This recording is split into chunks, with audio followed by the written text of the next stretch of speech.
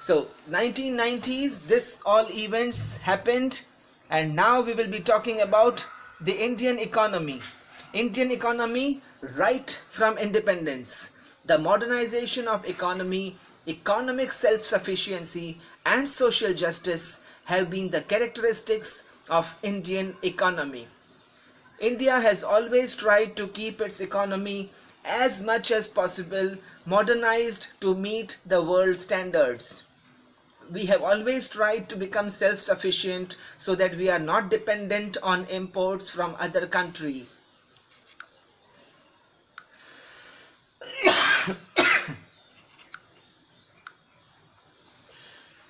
And we have always tried to maintain social justice for all strata of the people of all strata in India. India wanted to acquire modernity and self-reliance by establishing industries. That is what is called as industrialization, because we wanted to establish an economy based on social justice through planning. We wanted to plan everything and move ahead.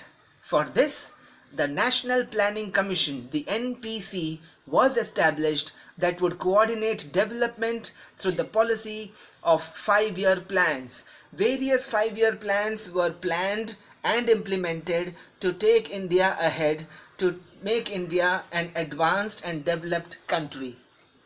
The Narasimha Rao government started economic reforms from 1991.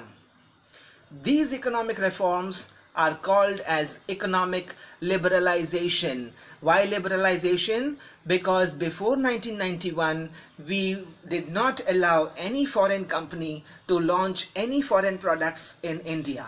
But after this period we opened India to the world.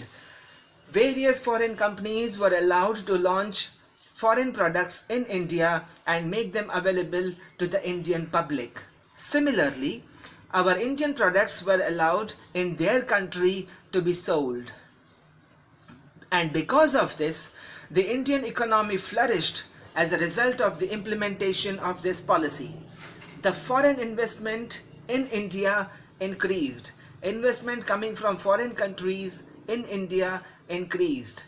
And skilled Indian professionals helped reform the Indian economy. We already had people, we already had professionals who were skilled to help in this. The field of information technology opened several avenues, several sources of employment in the country. The changes after 1991 are described as globalization.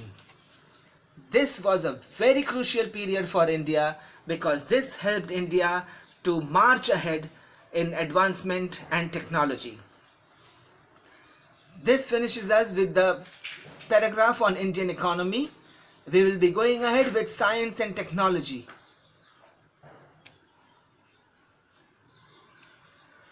Two major events are noteworthy here when we describe India's efforts towards self-reliance.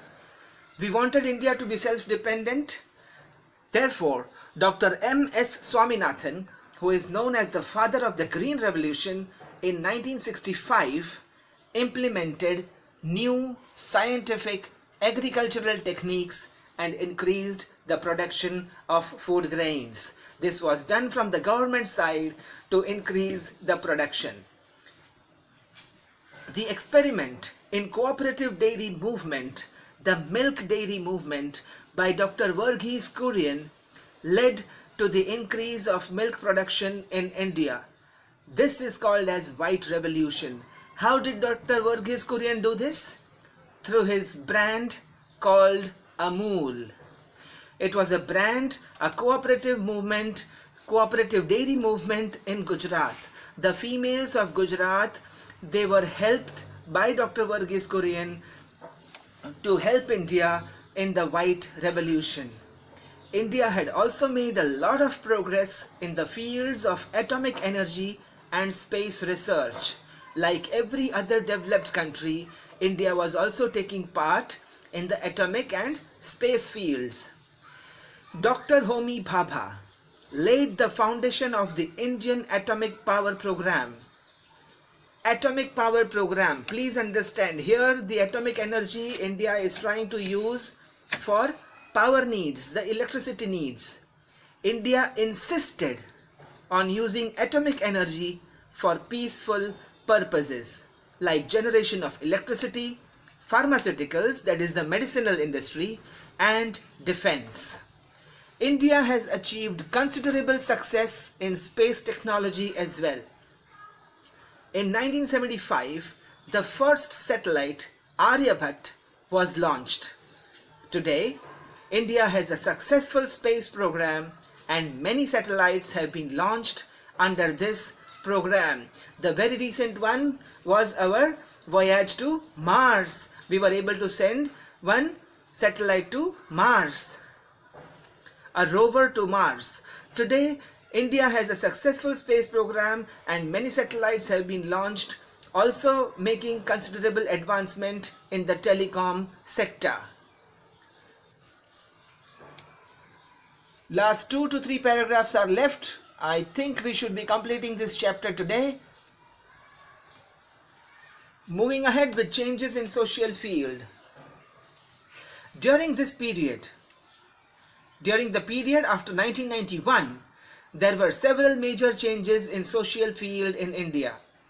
Some of the changes are related with the issue of empowerment of women, giving more power to women, and the others are related with the policies regarding the uplift of the deprived sections of the society, of the backward classes of the society, of the underprivileged families of India.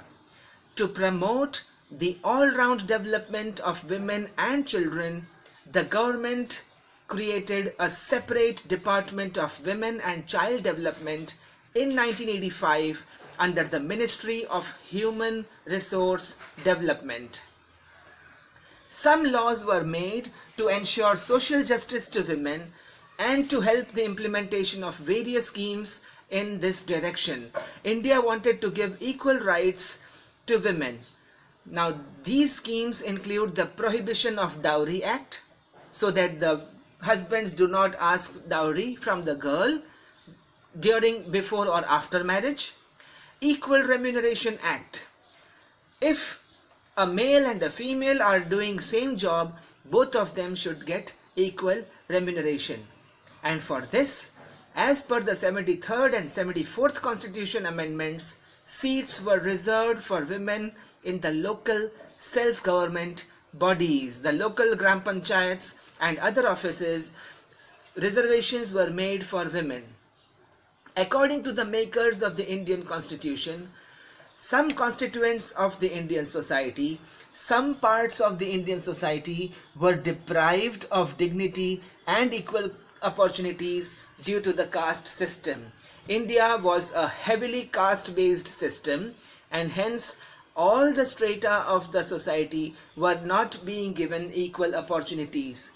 The Kaka Saheb Kalelkar Commission was set up in 1953 to make recommendations so as to improve their condition.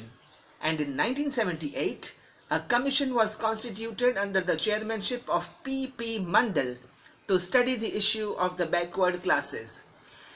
And after this study was completed, the policy of reservation was adopted. It was accepted and implemented in order to strengthen the representation of backward sections in various services and institutions. Which services? Government services. And which institutions? All the government offices.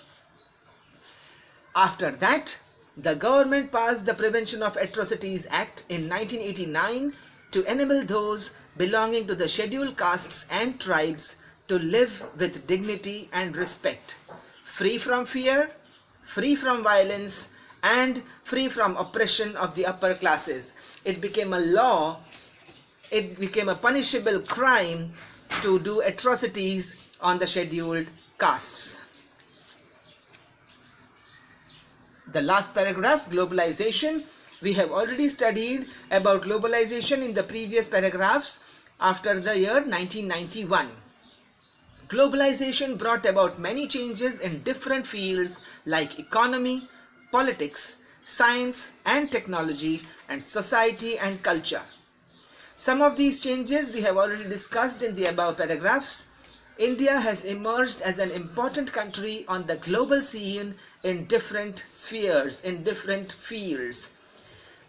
India is an important member of the international organizations like G20, which is a group of 20 countries, and BRICS, which is made with Brazil, Russia, India, China, and South Africa. India has experienced an important revolution in the field of telecommunication technology, and this has helped us make great advancements in this sector. Mobile phones, internet, and the communication facilities based on satellite have spread all across the country. In the political field, India has demonstrated to the world, India has showed to the world how a stable democracy can function successfully. All this has resulted in a total transformation in the lifestyle of Indians, especially the youth. These changes are visible from their dietary habits, their eating habits, their clothing, their language and beliefs. This finishes us with this chapter. In the next one, we will be studying some internal challenges before India. Anyone having any problems, any doubts, questions, issues? No? Okay. Alright. Great. Please study this chapter, go through it and prepare yourself for the test. Until we meet next time, take care everyone. Bye-bye. Bye.